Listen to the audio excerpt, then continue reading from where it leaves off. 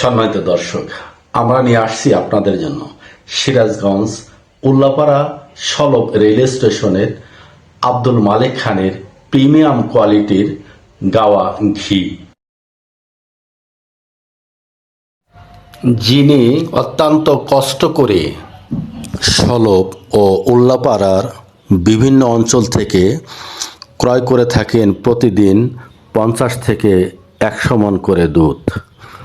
আর সেই দুধগুলো হালকা জাল করার পর যে সর পড়ে, সেই সর থেকে তৈরি হয় দানাদার গাওয়া ঘি, অর্থাৎ সরের ঘি।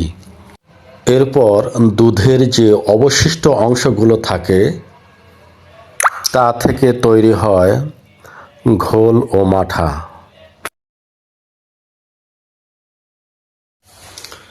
সম্মানিত দর্শক, যারা আমাদের কাছ থেকে এই প্রিমিয়াম কোয়ালিটির ঘিটি সংগ্রহ করতে চান, স্ক্রিনে দেওয়া নাম্বার অথবা হোয়াটসঅ্যাপের মাধ্যমে যোগাযোগ করতে পারেন। আসসালামু আলাইকুম ওয়া রাহমাতুল্লাহ।